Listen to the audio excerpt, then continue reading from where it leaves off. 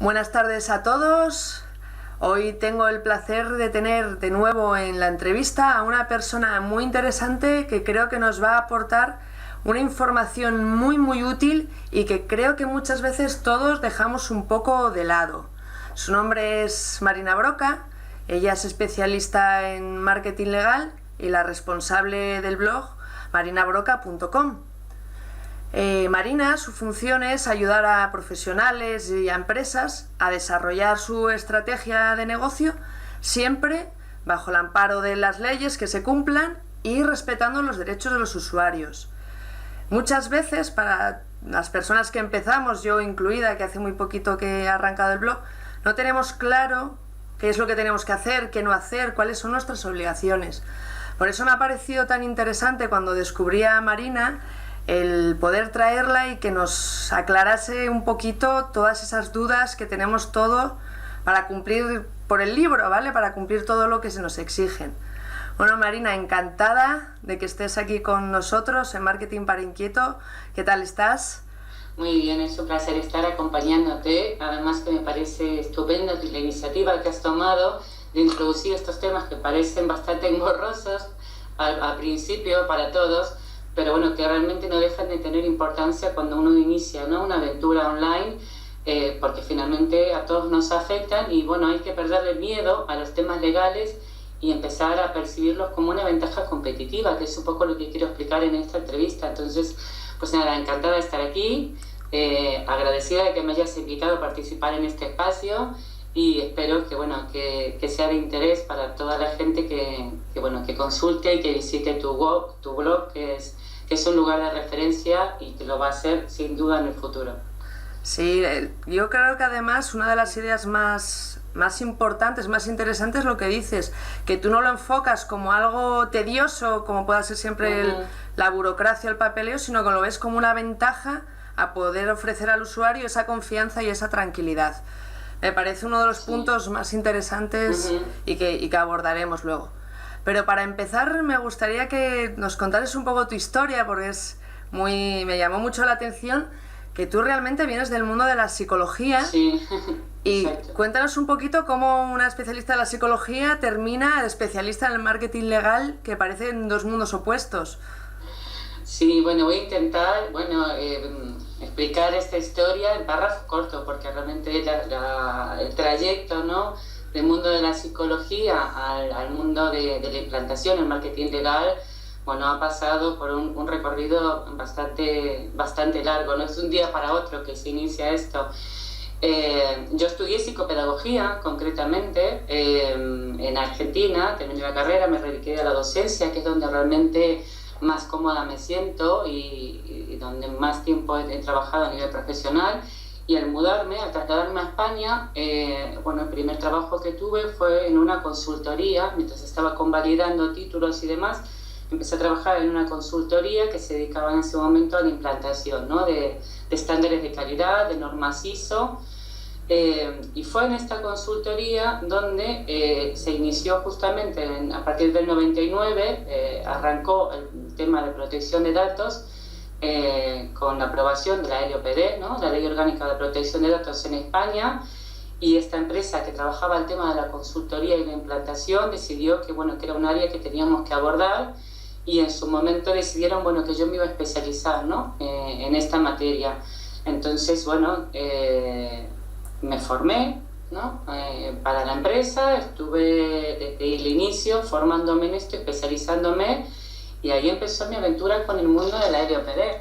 Luego encontré, en el marketing, que había un nicho interesantísimo, porque el marketing está ligado a la información personal. O sea, el marketing se dirige hacia las personas y trabaja, se alimenta, ¿no?, de datos personales para segmentar, para dirigir campañas. En todas sus facetas entraña información de carácter personal.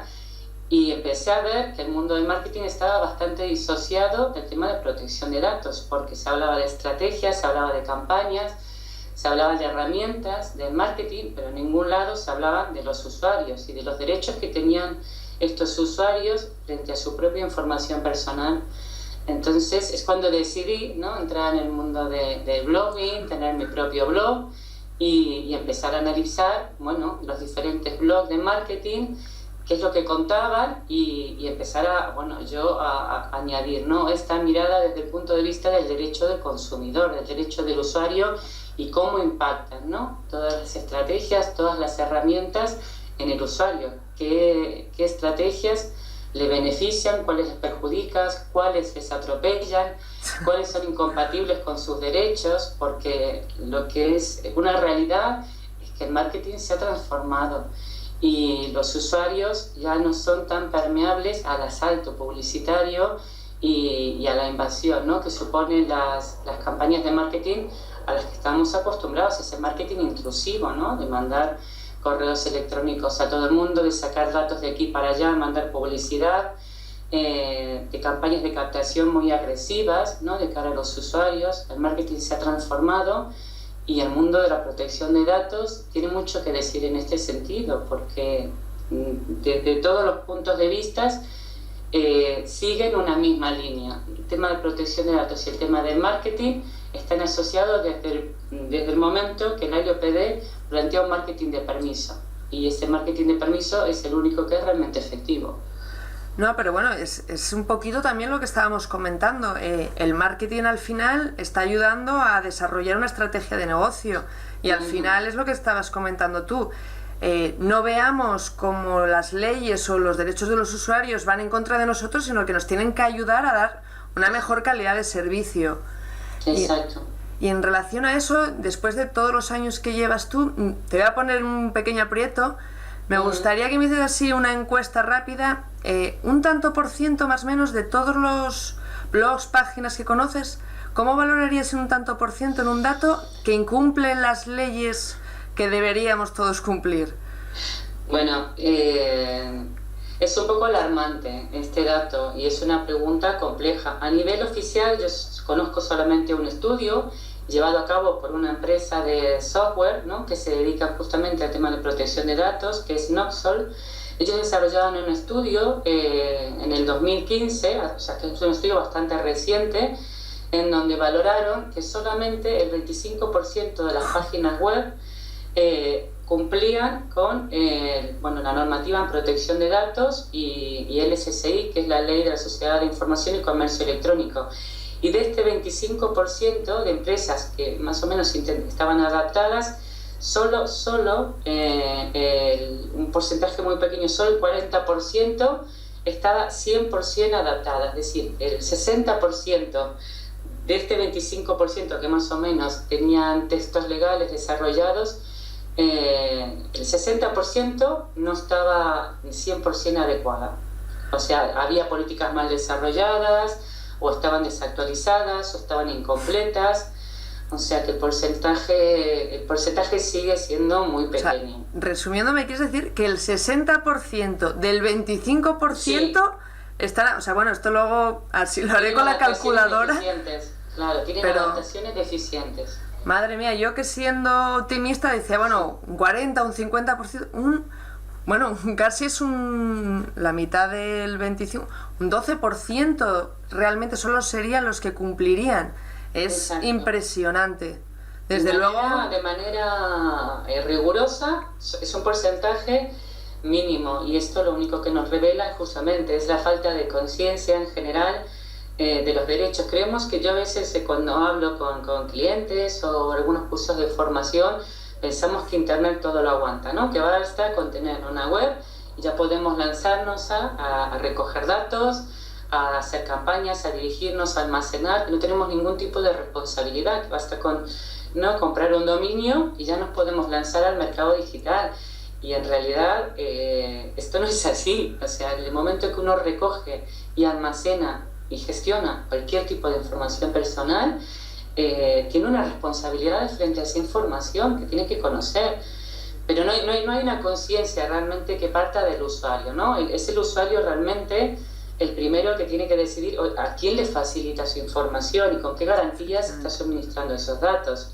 Y mientras el usuario siga sin ser riguroso, ¿no?, a la hora de exigir que se respeten sus datos, pues bueno, esto se presta, ¿no?, a que muchos profesionales y no principiantes precisamente, porque hay bloggers de referencia a los gurús, ¿no? Estos que llamamos, los gurús del momento, que tienen unas audiencias realmente apabullantes y sin embargo no cumplen con requisitos rigurosos en temas de legalidad y protección de datos, y que de hecho recomiendan prácticas que son contrarias a la legalidad. O sea, Impresionante lo que me estás diciendo. Bueno, vamos ya a entrar en materia para que todos los que nos escuchan entiendan un poco cómo va a ser el desarrollo de la entrevista. Vamos a ir planteando distintas situaciones según un poco el negocio o página web que tiene cada persona, para ver un poco sus responsabilidades legales. ¿De acuerdo? Sí, perfecto.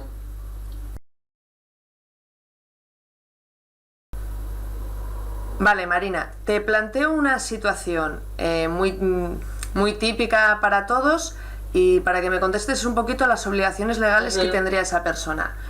Mi abuelita, que es una excelentísima cocinera, es una señora muy moderna y quiere abrirse un blog para que sus recetas de cocina de toda la vida queden perpetuadas en la historia. Como es lógico, no tiene intención de ganar dinero, no tiene intención de monetizar nada, ni va a crear lista de suscriptores, ni va a tener formulario de contacto. ¿Un perfil de ese tipo tiene algún tipo de obligación legal con su página web o blog? No, en ese caso no, porque simplemente es un blog divulgativo que no captura ni recoge ningún tipo de información de carácter personal. Por tanto, a nivel LOPD no está afectada desde el momento que no hace ningún tipo de captura. Si tampoco utiliza cookies que puedan ser cookies de seguimiento, cookies analíticas o algún tipo de cookie comportamental, ninguna. O sea, la única manera de que esté afectada por la LOPD o por la LSSI sería en el caso de que recogiera algún tipo de información de contacto a través de algunos formularios de contacto de suscripción, o que utilizara algún tipo de cookies especiales a efectos publicitarios, pero si no se va a monetizar no tendría ninguna obligación legal. Venga, pues seguimos avanzando con esta situación. Vamos a plantear el perfil de una persona que no quiere monetizar, no va a recabar datos porque no va a tener formulario de contacto ni va a crear una lista de suscripción, pero le gusta ver cómo su blog crece y tiene Analytics instalado. ¿Y qué obligaciones conlleva, por ejemplo, tener Analytics? Claro, bueno, es que el reglamento en materia de cookies, porque se llama la ley de cookies, pero no existe como tal una ley de cookies. O sea, el reglamento de cookies está insertado dentro justamente de la ley de la Sociedad de la Información y el Comercio Electrónico, y a lo que obliga es a declarar y advertir al usuario de las cookies que instalan terceros. Es decir, Google Analytics es un tercero y por tanto el usuario tiene que saber que ese blog o esa web utiliza ese tipo de cookies. Y en todo caso, no solamente basta con informar al usuario, sino que para cumplir realmente con lo que exige el reglamento, el usuario tiene que dar su conformidad con esa instalación, ¿no? Tiene que haber una opción, y el blog no podría descargar esas cookies hasta que el usuario no dé su conformidad. Por eso la mayor cantidad de blogs que superviso, que tengo que auditar, realmente ninguno cumple con el reglamento en materia de cookies, porque simplemente se limitan a poner un plugin que informa, este blog utiliza cookies para mejorar su experiencia de usuario. Si sigue navegando, acepta su uso. Pues esto realmente no vale, porque el reglamento lo que pide es que se trabaje con dos capas de información. En la primera capa se informa y se tiene que facilitar al usuario un mecanismo para que pueda rechazar. Es decir, yo no puedo descargar ninguna cookie en el servidor o en el ordenador de un usuario sin que éste me haya dado su conformidad para la instalación. Es decir, tenemos que desarrollar una herramienta que permita bloquear esas cookies hasta obtener el consentimiento del usuario. Vale, o sea, todos tenemos el mítico plugin que el usuario le da a aceptar, pero tenemos que dar también la posibilidad de rechazar. Exactamente, aceptar o rechazar. Ese es el ejemplo. En mi blog, por ejemplo, aparece el plugin y aparece la opción de aceptar o rechazar.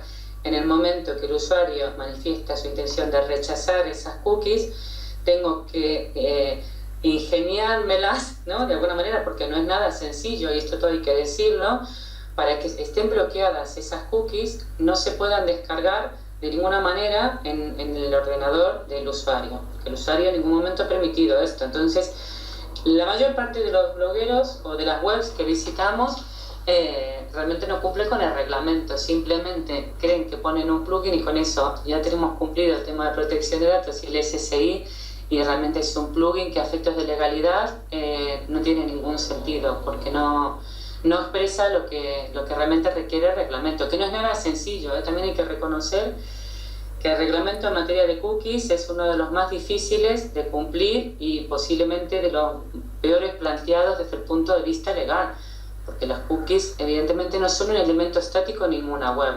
Las cookies están vinculadas a determinados plugins, los plugins los vamos actualizando en función a determinados elementos que vayamos a utilizar. Por ejemplo, YouTube utiliza un plugin determinado que descarga unas cookies concretas, ¿no?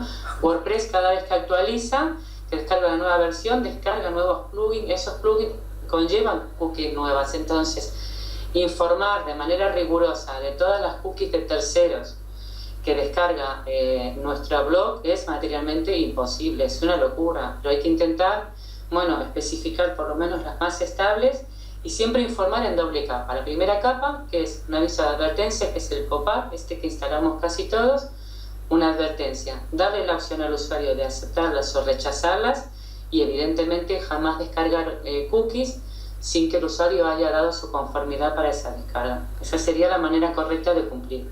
¿Y tenemos la obligación de tener la típica página política de cookies, un poco en la que se explica lo que son las cookies y las cookies que se están utilizando? Claro, es que tú has mencionado ahora, todos conocemos las de Analytics, pero WordPress, YouTube, son un montón. Exactamente, ten en cuenta que el reglamento obliga a informar las cookies que descargan terceros, no las propias. O sea, tu blog o tu web tiene unas cookies necesarias para el funcionamiento, ¿no? Que son las cookies de sesión y las cookies que ayudan, ¿no? a que el blog pueda realizar determinadas funciones, ¿no? Como completar formularios, como mandar comentarios. Todas esas cookies que son las funcionales no son obligadas a informar. Las que evidentemente tienes que declarar, y de hecho hay muchos blogs que no descargan cookies de terceros y tienen el plugin instalados, algo que es un despropósito, porque la ley no obliga. Unos no llegamos y otros se pasan. Claro, porque todo el mundo, alguien ha dicho que hay que instalar el plugin y todo el mundo lo ha instalado, el que lo necesita y el que no lo necesita. De hecho, la Agencia Española de Protección de Datos, en la página oficial, no tiene el banner de advertencia porque no descarga cookies de terceros. Qué curioso. De la Agencia Española de Protección de Datos. Pero desde el momento que tú utilizas cualquier tipo de cookies, utilizas solamente cookies propias, por lo tanto no utilizar cookies de terceros, ni tiene políticas de cookies, ni informa de la presencia, porque evidentemente no tiene por qué hacerlo. Pero en el momento que utilizas cualquier cookie de terceros, que pueden ser las de WordPress, la de Google Analytics, si haces, por ejemplo, si utilizas, insertas vídeos, ¿no?, de YouTube o de Vimeo, los tienes que incorporar también.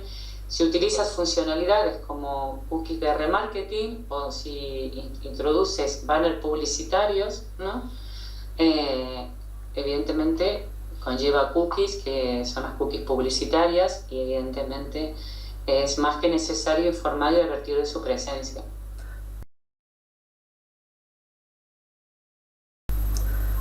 Vale, Marina, ya hemos tratado dos situaciones. Por un lado, la persona que no tiene ningún interés en monetizar ni recabar ningún tipo de datos, que ya habíamos dicho que no tenía ninguna obligación legal, y habíamos abordado el tema de las cookies. Vale, sí. Vamos a por este tercer perfil, que yo creo que a lo mejor también es algo que a la gente le va a sorprender. Personas que tienen un blog, no tienen interés de monetizar, no tienen lista de suscripción, pero sí tienen formulario de contacto. ¿Hay obligaciones legales para estas personas? Sí, bueno, esto es lo que explicábamos al principio. Hay que tener claro un concepto. La Ley Orgánica de Protección de Datos regula y protege la información de carácter personal. Entonces, desde el momento que requerimos un nombre, aunque sea de pila, y un correo electrónico, ¿no?, que son dos datos que identifican, que permiten identificar a una persona, ya estamos sujetos a la Ley de Orgánica de Protección de Datos, porque se asocia, ¿no?, con una persona física que permite su identificación. Y desde ese momento tenemos que cumplir con la normativa en materia de LOPD. Entonces, aunque no moneticemos, aunque no tengamos un formulario de suscripción que nos permita generar un registro, en el momento que hay un formulario de contacto que capture información de carácter personal, como es un nombre, un teléfono, un correo electrónico, ya debemos adecuar nuestro espacio a la LOPD y cumplir justamente con las exigencias, ¿no?, en materia de LOPD. De acuerdo. O sea, aunque no guardemos los datos, sí tenemos la obligación de informar a la EPD de que existe esa entrada de datos, por así decirlo. Pero guardar lo vas a guardar porque en el momento que el dato entra a través del servidor, el servidor ya está almacenando esa información. Claro. O sea que tú la estás guardando. Puede que esa información a lo mejor no las estés importando a una base de datos, pero esa información la estás recogiendo.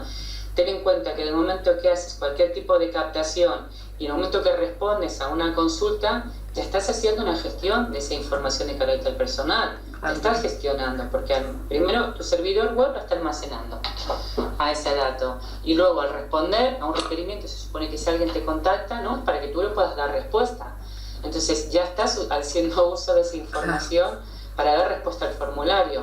Por tanto, evidentemente debes informar a esa persona, bueno, de cuáles son, ¿no?, sus derechos y cuáles son tus obligaciones. De acuerdo. Y así, breve, ¿cuáles serían las obligaciones que tendríamos con la LOPD en este caso en concreto? Concretamente, la primera obligación es la transparencia, es el deber de información. La LOPD te dice que desde el momento que tú capturas o almacenas cualquier tipo de datos de carácter personal, el titular de esos datos, el afectado, ¿no?, del que habla la LOPD, tiene derecho a conocer quién es el responsable legal de esa información, es decir, conocer la identidad de quien recoge y almacena esos datos. No vale con decir página Bubalú, no, o sea, no, tiene que saber quién es el responsable legal de esa web, ¿no? Informar claramente acerca de la identidad del responsable de esa web, la finalidad con que se van a utilizar sus datos. Si es solamente para responder a consulta, habrá que informarle que esos datos solamente se van a utilizar para responder consultas. Si esos datos luego se van a incorporar en algún CRM o en algún sistema de suscripción para mandar la información de carácter publicitario, se le tiene que informar, ¿vale?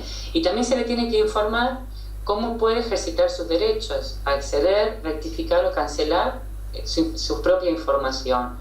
Tenemos que hablar, cuando hablamos de LOPD, para tener claro la importancia que tiene, estamos hablando de un derecho que tiene cualquier persona sobre su propia información personal.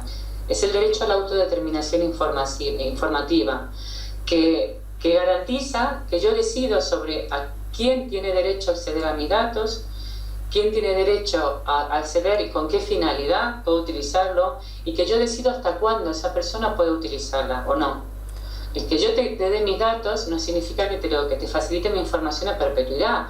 Yo me puedo suscribir mañana a tu blog porque me interesan tus contenidos, pero así como me suscribo, tengo el derecho legal a pedir que tú me des de baja o canceles esta información que tengas sobre mí porque no quiero que vuelvas a tener contacto comercial conmigo. De acuerdo. ¿Vale? Y esos datos que nos comentas que tienes que dejar constancia para que la persona sepa quién es el responsable que está detrás de ese blog, entiendo que es lo que se debe volcar en el aviso legal. Claro, exactamente. Para eso existen los términos legales. A ver, tanto el aviso legal como la política de privacidad regulan los términos y condiciones en que nos vamos a relacionar, ¿no? Tú como propietaria de tu blog, ¿no?, y yo como usuaria. Definen las relaciones y el marco legal que va a definir estas relaciones. Entonces, en el aviso legal, pues vamos a hablar de mis derechos en materia de protección de datos.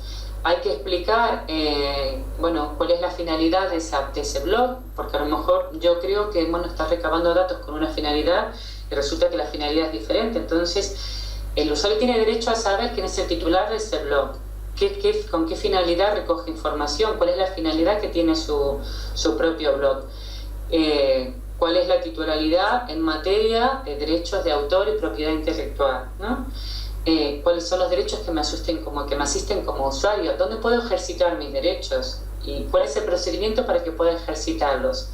Toda esa información ¿no?, que vincula y que regula la relación entre el usuario y el propietario del sitio, bueno, se especifica en el aviso legal y en la política de privacidad.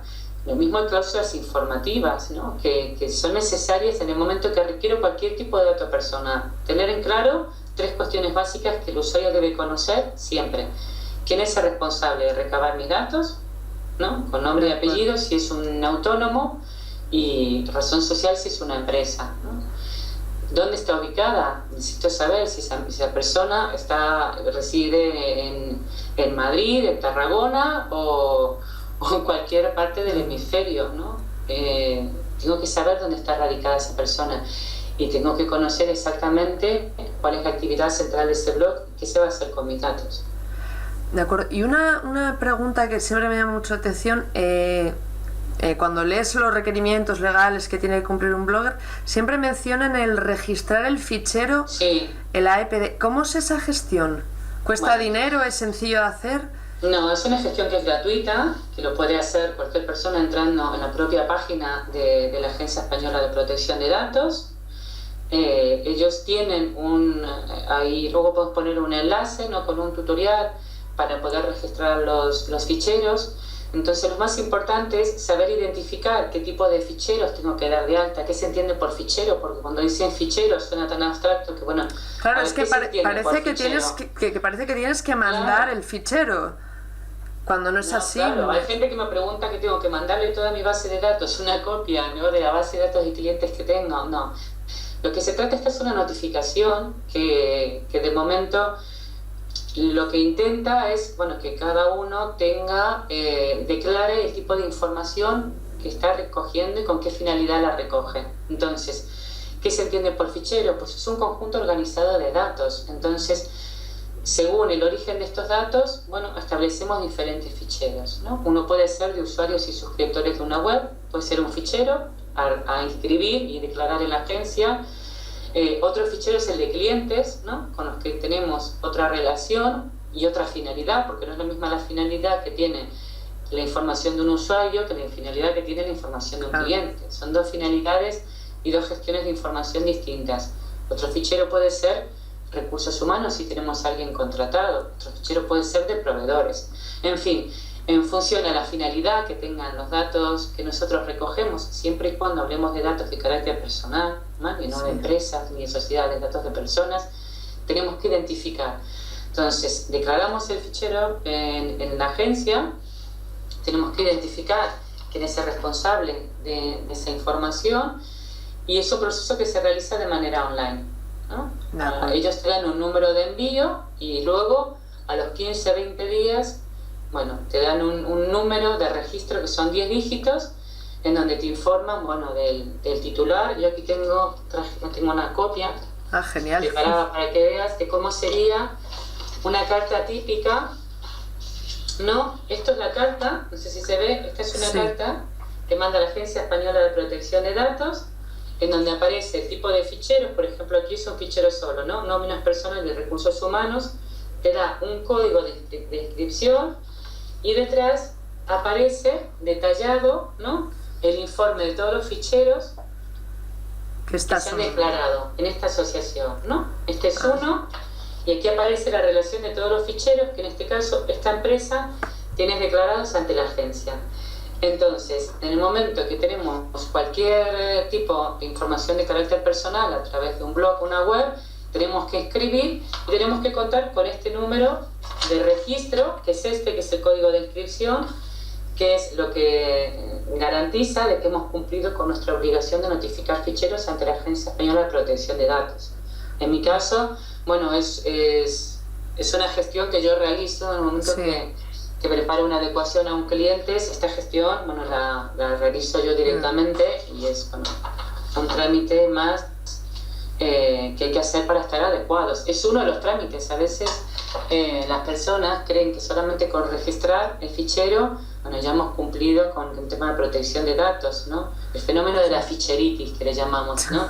Creemos que tenemos ahí, declaramos ficheros y ya nos hemos cubierto en salud. Realmente es un paso más, no el único. Acaban de empezar Es solo el primer pasito del camino, ¿no? Exactamente.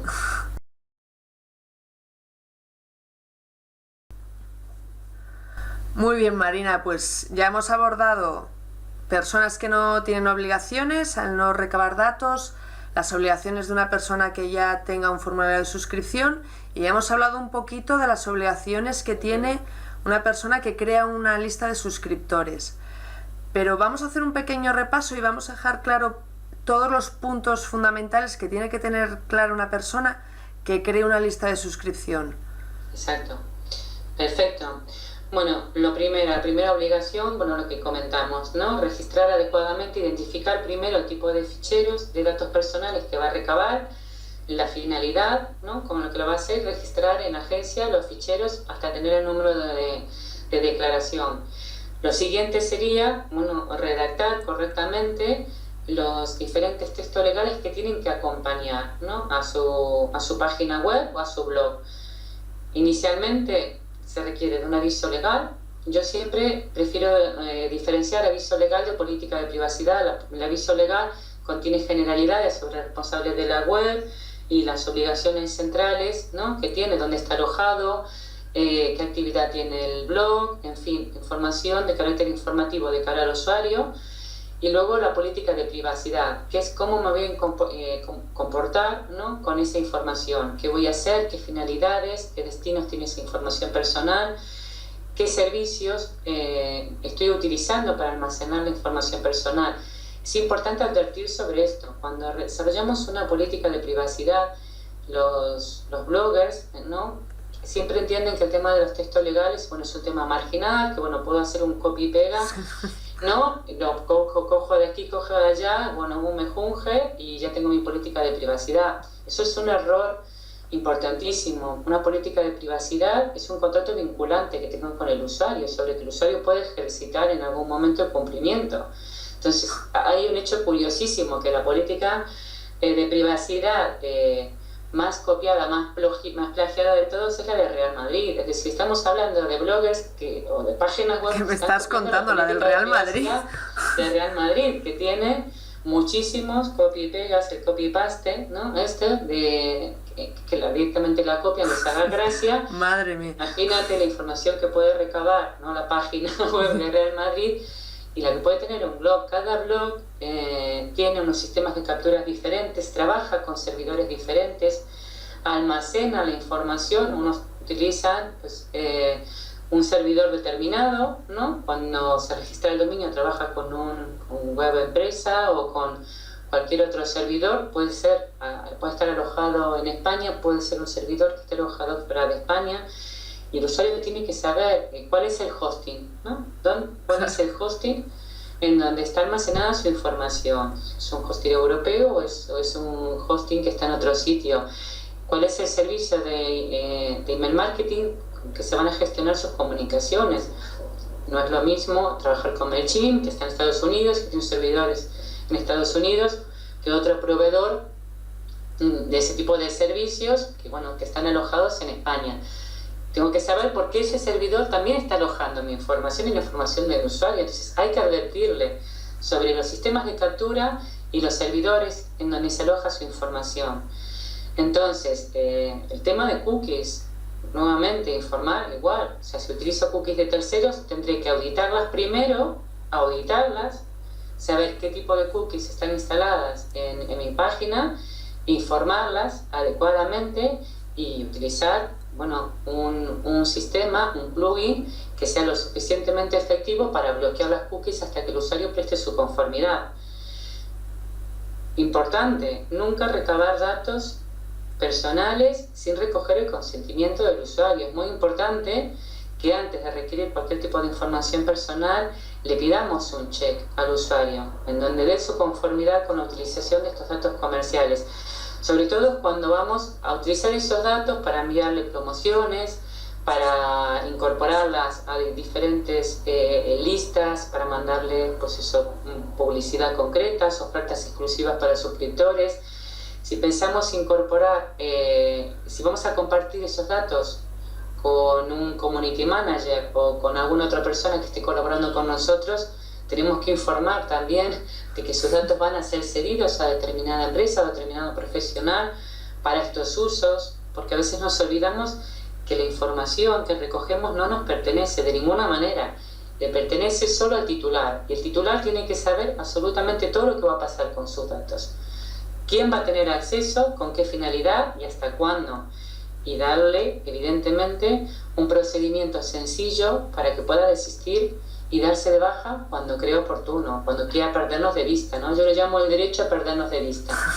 Está simpático. Entonces, el usuario tiene derecho a perdernos de vista cuando quiere, y tenemos que facilitarle esto. Entonces, tenemos que tener claro que hay que declarar ficheros, redactar un aviso legal, una política de privacidad, una política de cookies específica, un buen aviso de advertencia y tener formularios en donde no se requiera ninguna información sin utilizar el doble opt-in, que a veces se nos olvida. Precisamente esa va a ser la siguiente pregunta, el doble opt-in. ¿Puedes explicarnos rápido lo que significa el doble opt-in?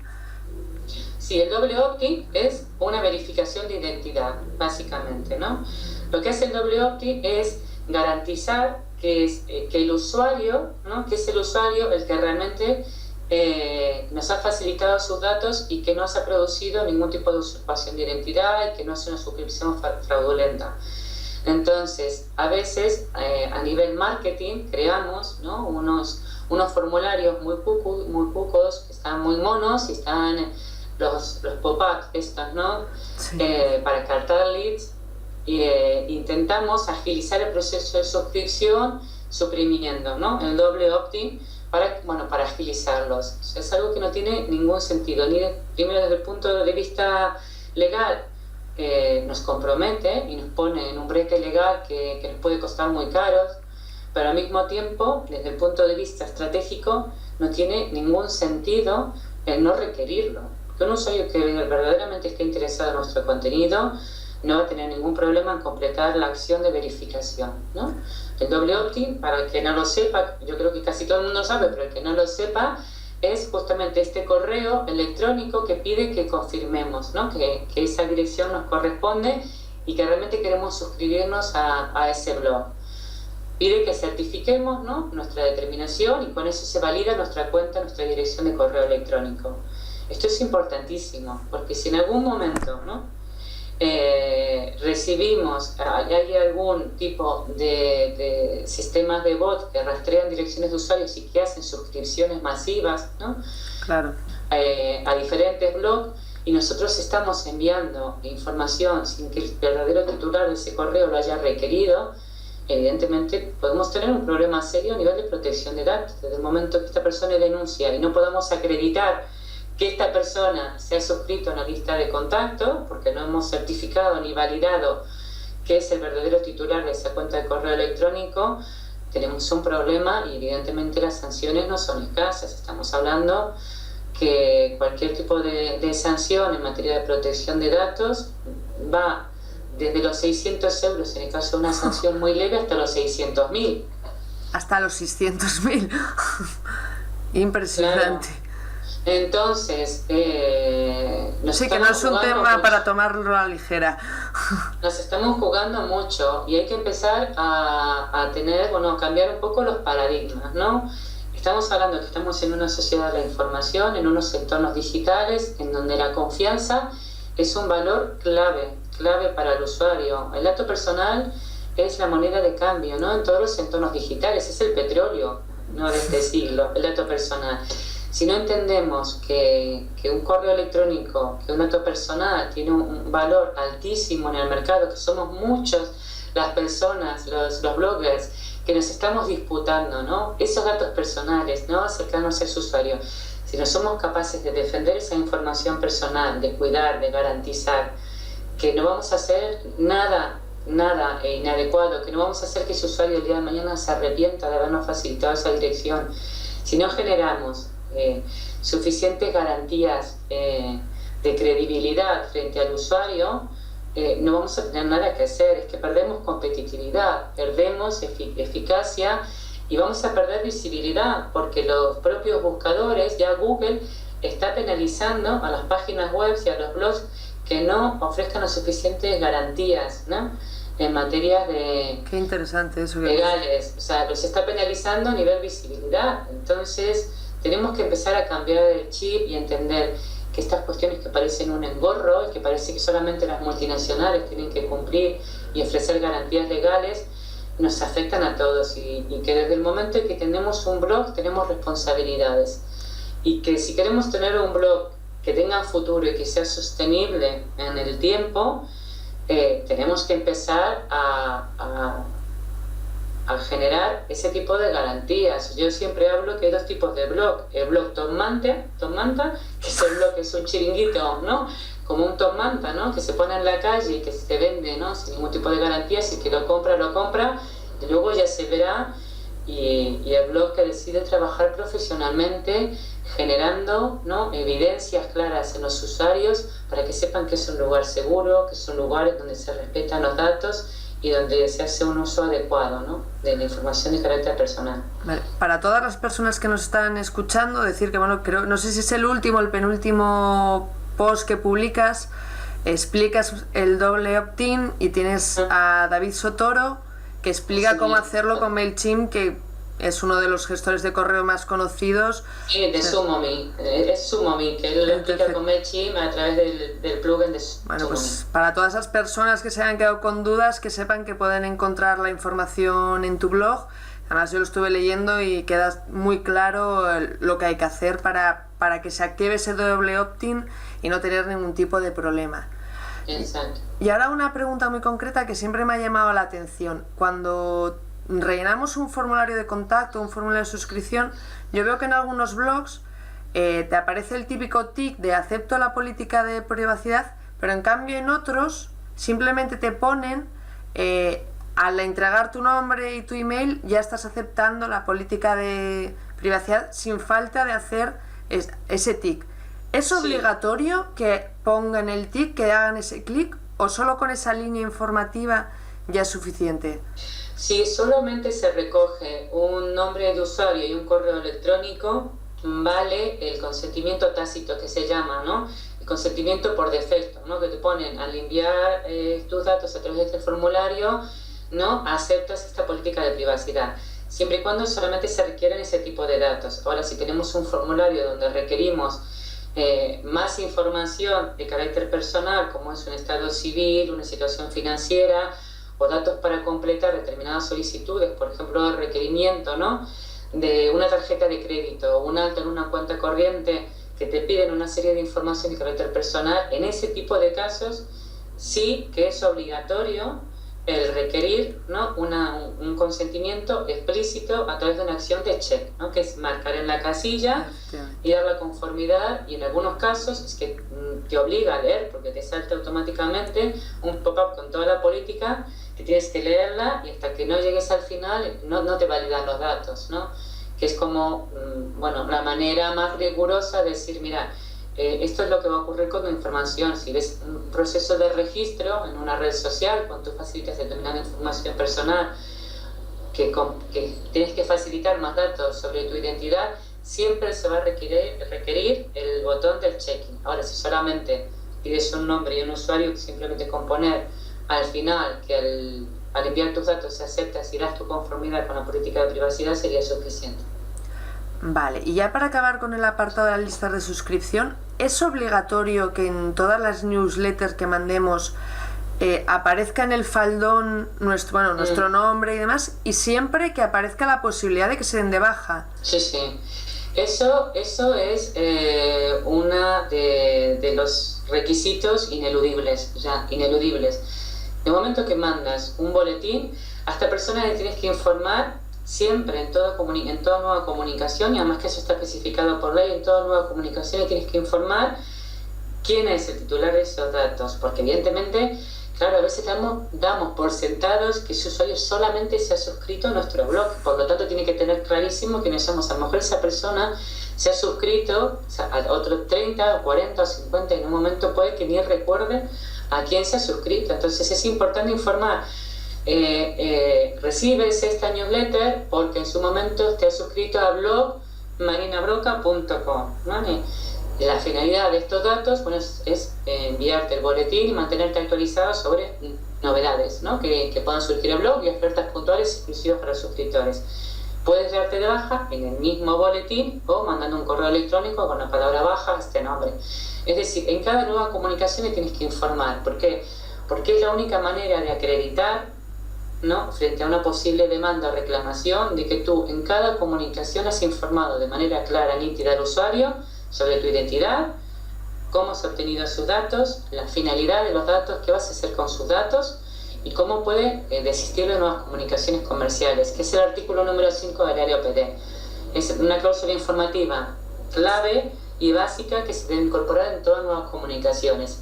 Si mañana ese usuario decide que si quiere dar de baja y a veces falla el sistema de la baja automática, le sigues mandando comunicación, pues evidentemente ahí es cuando ya tienes una inspección y vas a tener 100% seguro un expediente sancionador, que es, bueno, uno de los motivos más frecuentes por los que se sanciona, ¿no? A nivel de OPD, yo le recomiendo a todo usuario, a toda persona que tenga un blog, que de vez en cuando se pase por la página web de la Agencia Española de Protección de Datos, que lea los expedientes sancionadores y quizás entonces se empieza a tomar más en serio, porque hay muchísimas sanciones que se han impuesto justamente por este motivo. Vale, impresionante lo que acabas de contar. Bueno, Marina, vamos ya por el último punto y es el de la monetización, porque a día de hoy muchísimos bloggers están ofreciendo sus propios productos, tanto a nivel de books, cursos y demás. Entiendo que esto lo rige la LSSI. ¿Qué requisitos legales tiene una persona, aunque sea simplemente vender un ebook? ¿Qué debe hacer? Vamos a ver, lo que tenemos que tener claro es que el hecho de que vendamos un producto de manera online no significa menos obligaciones ni menos responsabilidades que si tenemos una tienda física. Es lo que hablábamos al principio. Muchas veces creemos que podemos montar una plataforma de venta, un blog, empezar a lanzar productos, ponerlos a la venta sin tener que cumplir con ningún requisito legal. Y es que no hay ninguna diferenciación. Tenemos que entender que un espacio de venta online tiene las mismas obligaciones, incluso más, que una tienda física. Es decir, hay un usuario que en el momento que se establece una transacción comercial pasa a ser un consumidor, por lo tanto, está amparado por la Ley de Consumidores y Usuarios, está amparado por la LSSI, que regula justamente todas las transacciones que se realizan a través del comercio electrónico, está amparado por la LOPD y está amparado por el régimen jurídico que establezca el tipo de producto o servicio concreto, ¿vale? No es lo mismo una página que ofrezca productos sanitarios que una página que ofrezca transporte, que una página que ofrezca determinado tipo de suministros. Es decir, cada una tiene sus propios reglamentos y su propia regulación y están afectados desde el momento que se vende lo que sea. Es decir, no podemos tener, y esto lo veo continuamente y es un tema que me resulta abrumador y preocupante, porque no podemos estar lanzando un infoproducto, ¿no?, sin tener en cuenta que ese infoproducto conlleva unas responsabilidades y que el usuario tiene derecho a saber, como consumidor, tiene derecho a saber qué garantías tiene al adquirir ese tipo de productos. Hay una cuestión para que se entienda más fácil. Vamos a hablar, por ejemplo, de uno de los derechos básicos, ¿no?, que obliga a todos los e-commerce o en el momento que comercializamos cualquier producto o servicio, lo tenemos que tener en cuenta, que es el derecho al desistimiento, el derecho de desistimiento comercial. Es decir, cualquier usuario o consumidor, ¿no?, en el momento que adquiere un producto, tiene el derecho a desistir, ¿no?, de esa transacción, y el plazo legal obligatorio mínimo son de 14 días. Si yo no informo de este derecho, entonces esos 14 días, ¿no?, mínimos que establece la ley, ¿no?, para ejercer ese derecho, se trasladan a 24 meses. Es decir, por no informar, ¿no?, de este principio... 24 meses, 2 años. Claro, exactamente. Estamos, 24 meses, es decir, estamos alargando un proceso que se podría, en principio son 14 días, y solo el hecho de no informar hace que, bueno, que pasen a ser 2 años. Porque se considera negligencia y con lo cual se penaliza, en este caso, al responsable de la web por no informar. Hay servicios que evidentemente, en el caso de servicios o productos digitales, una vez que te los descargas, se supone que están exceptuados de este derecho, pero es que eso hay que informarlo, ¿vale? Es que eso hay que informar. O sea, este producto, al ser un producto de descarga digital, porque es un ebook, porque es un infoproducto, porque es un producto que una vez que tú te lo descargas, o sea, no lo puedes devolver, porque claro, yo no tengo ninguna constancia, ya te lo has descargado, con lo cual no hay derecho de existir de esa transacción, no te puedo devolver el dinero, pero lo tengo que informar, porque si no lo informo, ese usuario perfectamente me puede decir, mira, es que no me lo has informado. Por tanto, como consumidor, la ley del derecho del consumidor, ¿no?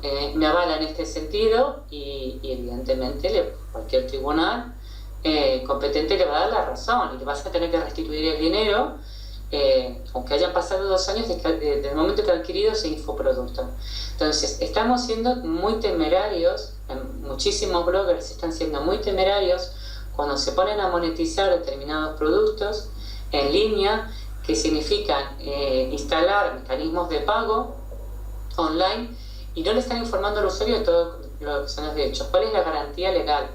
¿Quién es el responsable de ese infoproducto? Hay una página que visité hace poco, una persona que además que presumía en las redes de vender muchísimas unidades de su infoproducto y que explicaba a otros cómo vender infoproductos.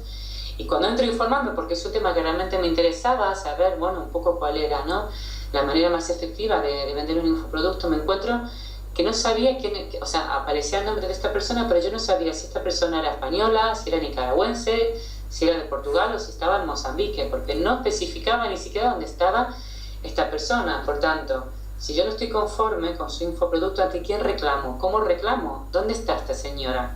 ¿Quién me ampara? O sea, tiene que especificar, o sea, ¿dónde estás? O sea, vale, vendemos un infoproducto, bueno, ¿quién es el responsable? ¿Cuáles son el derecho, ¿no?, propiedad intelectual? Ni siquiera especificaba los derechos que le amparaban a ella, ¿no?, sobre propiedad intelectual. Ni siquiera me estás diciendo quién es la propiedad, de quién es la propiedad intelectual de este infoproducto que estás lanzando. Con lo cual, oye, aquí tenemos un problema en donde tú misma ni siquiera estás preservando tus propios derechos de autor, ¿no? A no decir que ese infoproducto, ¿no?, tiene determinados derechos de autor. No me informas dónde estás localizada. Por tanto, si yo quiero reclamar, no tengo ninguna dirección visible y era un infoproducto que costaba 150 euros. Es decir, yo estar pagando, gastarme 150 euros en una persona que no sé si está en España o si está en Mozambique, de ninguna manera. No me ofrece ninguna garantía. Es decir, si no te gusta, tienes un plazo de 24 horas, ¿no? Puedes mirarlo, un plazo de 24 horas o de 12 horas o de 6 para devolver este producto. Y si no me gusta, ¿qué pasa? Tienes que especificar qué puedo hacer con esto, qué no puedo hacer, qué derechos tengo. Si no me funciona y si resulta que es incompatible con mi navegador. Es decir, hay una serie de condiciones que uno tiene que especificar desde el momento que vendes cualquier cosa. O sea, desde una zapatilla, un reloj, a un ebook. Hay que especificar, bueno, bajo qué condiciones la venta, cuáles son los métodos de pago que aceptas, qué pasa si el usuario no está conforme. Facilitar, además esto es muy importante, facilitar un sistema de reclamación. Si tú no aportas al usuario un sistema de reclamación, tienes un problema legal serio, porque estás vulnerando el derecho del consumidor. Tienes que darle un mecanismo por el cual ese usuario pueda reclamar si no está satisfecho. Y ahora, recientemente, una novedad que tienes en primicia, que te voy a decir que me vas a dar una exclusiva. La exclusiva, la primicia es que se ha creado una plataforma europea de resolución de conflictos a las que todas las personas que vendan cualquier producto o servicio de manera online tienen que informar a sus usuarios. Es decir, estamos obligados a poner el enlace de esta plataforma de resolución de conflictos, donde los usuarios, bueno, pueden ahí reclamar cualquier tipo de quejas o problemas que hayan tenido con la compra de algún producto o servicio online, y hay que informar que existe esa plataforma y facilitar el enlace para que puedan reclamar. Ostras, de acuerdo. O sea, que cada vez que vendamos un infoproducto, aparte de, bueno, de demostrar quién es el responsable que está detrás, precio, condiciones, tenemos que mostrarles cómo poder hacer una reclamación para devolverlo. Exacto, y toda la información que tiene que ver con ese infoproducto, qué garantías ofreces, de qué se trata, toda la información legal. Vamos a ver, cuando tú no te compras un teléfono, lo normal es que quieras saber cuáles son las especificaciones técnicas, ¿no? A ver qué prestaciones me da, qué garantías tengo, qué puedo hacer, qué no puedo hacer, qué pasa si no me gusta, qué pasa si no me funciona. Hay una serie de información que tienes como consumidor. Vas a comprar mañana el Corte Inglés cualquier cosa y el Corte Inglés te da una serie de garantías, ¿no? Sobre el producto que compras o cualquier otra tienda física. No, si eres un consumidor y si tienes una tienda online, tienes las mismas obligaciones, o sea, ni más ni menos, o sea, es como vender encapuchados, o sea, a nadie se le ocurriría un comercio oscuro, ¿no? Sin ventanas, que no tenga ningún tipo de permiso, ningún tipo de licencia y que te atienda un señor encapuchado. Pues eso mismo hacemos los bloggers cuando nos lanzamos a vender, es como, claro, vender la piel del oso antes de cazarla, ¿no? O sea, tenemos que facilitar la información legal mínima y obligatoria de cara al usuario para aportarle determinadas garantías, y que el usuario, además que las condiciones de contratación se tienen que ofrecer siempre de manera anticipada a la transacción, porque el usuario puede decir, es que como no se me ha informado, ¿no? Esta transacción está nula y le tienes que devolver el dinero simplemente porque la ley te obliga a informar con carácter previo, ¿no? Claro. Al momento de la adquisición, de manera previa al momento de la adquisición. Y si no has informado de manera previa a la adquisición, se considera el contrato nulo y por tanto estás obligado a reembolsarle el dinero, el importe al consumidor, simplemente porque no has informado. De hecho, así de importante es. Sí, vamos, sí que es cierto que yo sabía que si compraba algo por internet tengo 14 días para devolverlo, pero fíjate, no se me había pasado por la cabeza que como blogger, claro, yo tengo que ofrecerle esa misma garantía a todos los usuarios que... Es decir, le tienes que informar, que en el caso que es un producto, que no le asiste ese derecho porque hay excepciones al derecho a desistir, pero se lo tienes que especificar. Lo tienes que especificar porque en el momento que tú no especificas que te acoges a una de las excepciones, ¿no? Del derecho a desistir, automáticamente esa persona ya tiene derecho a desistir y tiene hasta 24 meses para hacerlo. Simplemente porque no has informado de que no puede. De hecho, aquí enlazaríamos con lo que comentamos al principio del todo. O sea, cuando tú ofreces todos esos datos, estás informando las garantías, al final estás generando una confianza en el usuario, y eso es una ventaja competitiva frente a otras páginas que no lo están haciendo. Sin ninguna duda, o sea, sin ninguna duda. A medida que el usuario, ¿no? se vaya afianzando en lo que es la mecánica de entornos digitales y empiece a ser más consciente, ¿no? de la importancia de sus derechos, de la importancia de su información y carácter personal, va a privilegiar, sin lugar a dudas, va a privilegiar a las páginas que le ofrezcan suficientes garantías, y evidentemente va a marginar y va a relegar a las páginas que no lo hagan. Es decir, tenemos que empezar a adquirir una cultura del usuario. O sea, estamos hablando de entornos online. Los entornos online exigen que seamos garantes, ¿no? Que respetemos derechos, que generemos suficientes evidencias para que su usuario sienta que está en un espacio donde puede facilitar su información con total tranquilidad, que no vamos a hacer ninguna chapuza, que no vamos a hacer ningún uso que esté al margen de la legalidad, que no vamos a comprometer de ninguna manera su información personal, y el usuario evidentemente se va a volcar, ¿no? Se va a volcar con ese tipo de páginas, sí, y va a penalizar a las que evidentemente no le ofrezcan ese tipo de garantías.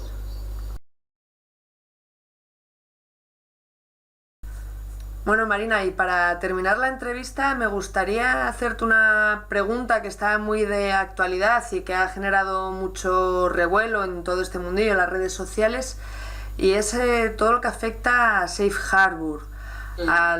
Si hay que cambiar los servidores a servidores europeos, ¿cómo afecta todo esto que está ocurriendo? Bueno, para empezar hay que entender un poco qué es lo que ha pasado, ¿no? Voy a intentar explicarlo de una manera muy sintética porque es bastante más largo y bastante más complicado. El acuerdo, ¿no? de Safe Harbor lo que protegía era un acuerdo bisagra que llamamos, que lo que intentaba era equiparar la regulación que tenemos en Europa en materia de protección de datos con la regulación americana, que es bastante más laxa y bastante más intrusiva en materia de privacidad que la que tenemos en los Estados miembros. Entonces, este acuerdo era un acuerdo, una especie de certificación que permitía a las empresas americanas que tenían sus data centers, ¿no?, sus servidores en Estados Unidos, cumplir una serie de medidas de seguridad, ¿no?, exigidas por Europa, para que, bueno, se pudiera realizar una transferencia de datos con unas garantías mínimas. Entonces, bueno, hubo una sentencia del Tribunal Europeo de Justicia que invalidó, ¿no?, este acuerdo, porque, bueno, detectó que este acuerdo no cumplía con las suficientes garantías exigidas y, por tanto, todas las empresas americanas que se acogían a este acuerdo, ¿no?, para que pudiéramos transferir datos a Estados Unidos, dejó de tener validez y, por tanto, se creó una especie de bache legal que, bueno, que generó bastante desamparo, porque tenemos que tener en cuenta que las grandes plataformas tecnológicas están la mayoría ubicadas en Estados Unidos. O sea, Microsoft, esa misma, bueno, Skype, MailChimp, Dropbox, Google Drive, Amazon, o sea, grandes servidores con los que trabajamos son infinitos, ¿no?, con los que trabajamos actualmente y volcamos información de carácter personal, las redes sociales, o sea, tienen todos sus servidores, toda nuestra información personal está alojada en servidores que están ubicadas en Estados Unidos. Entonces, si Estados Unidos no ofrece suficiente protección ni garantiza que esos datos de alguna manera puedan ser cogidos por el gobierno de Estados Unidos si lo consideran importantes para su seguridad nacional, eso es lo que pasa con Estados Unidos. Bueno, ¿qué pasa con estas empresas? Que nosotros, desde el momento que como usuarios utilizamos cualquier de este tipo de plataformas para prestar servicios, desde el punto de vista legal, tenemos un problema, porque no se considera que cumplan el marco normativo en materia de protección de datos de la Unión Europea. Esto no es una cuestión española, esta es una cuestión de la Unión Europea, que tiene estándares de seguridad mucho más rigurosos y robustos que los americanos. ¿Qué alternativas tenemos a esto? Pues las alternativas, bueno, la Agencia Española de Protección de Datos plantea en su página diferentes opciones. Una, que es tener un contrato tipo, ¿no?, con este tipo de empresas, donde estas empresas se comprometen a garantizar determinados usos, ¿no?, y obligaciones respecto a los datos que tienen almacenados. ¿Cuál es el problema? Que aunque generen este tipo de contratos, los contratos vienen en inglés. En España ya tenemos un problema porque la Agencia Española de Protección de Datos exige que se haga traducción jurada, con lo cual, o sea, ya materialmente es un escollo importantísimo, porque imagínate lo que es hacer una traducción jurada de un contrato con MailChimp, que por ejemplo sí que lo pone a disposición de los usuarios. Otra alternativa, bueno, es dejar de utilizar estos servidores e intentar migrar toda la información que teníamos en este tipo de plataformas a empresas o servidores o prestadores que tengan sus servidores en el espacio comunitario, ¿no?, en Europa. Y otra opción es acogerse a una de las excepciones del artículo 34, ¿no?, que dice que si el usuario se le informa de que se va a realizar transferencia internacional de datos y consiente que se realice esta transferencia internacional, no hace falta obtener autorización de la Agencia Española de Protección de Datos, porque se supone que le hemos informado al usuario que vamos a transferir sus datos a un espacio que no es el europeo, que es Estados Unidos. Bueno, si el usuario está conforme con esa sesión, no habría mayor problema. Entonces, en el caso de los bloggers, ¿no?, que mayoritariamente utilizan plataformas como MailChimp, pues tiene fácil solución. O sea, o la una o los dos, o migramos o creamos dentro de la política de privacidad una cláusula informativa que los usuarios tengan que aceptar, donde se les informe justamente de esto, ¿no?, que nos acogemos a esta excepción, que sus datos están siendo alojados y trabajados por MailChimp, que MailChimp tiene sus plataformas en Estados Unidos, que por lo tanto, desde el momento que deja sus datos en nuestra web, consiente la transferencia internacional de sus datos. Y con esto, bueno, salvaríamos el escollo legal.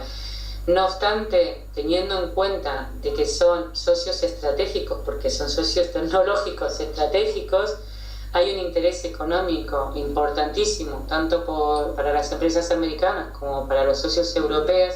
Se está trabajando en un nuevo marco acuerdo que se llama, Safe Harbor, ¿no? 2.0, para intentar que evidentemente esos servicios puedan seguir utilizando. Mientras no se avance hacia esa negociación, que parece ser que ya está bastante avanzada, las opciones que tenemos son estas. Bueno, ya por lo menos nos has aportado una solución o varias, y eso, sí. Y has clarificado un poco el asunto, porque había un montón de controversia, la gente ya no sabía si directamente migrar, había muchísima preocupación con el asunto. Y la verdad es que lo has explicado muy bien y nos has dado las soluciones. Bueno, Marina, encantada de haberte tenido aquí en el blog. Recordar a todo el mundo que te pueden encontrar en el tuyo propio, marinabroca.com, ¿de acuerdo? Que eres especialista en marketing legal, que puedes ayudar a cualquier blogger, empresa, a desarrollar su marketing de manera legal y siempre respetando los derechos de los usuarios. O sea, que cualquier persona que tenga alguna duda se puede poner en contacto contigo y tú le atenderás y le asesorarás.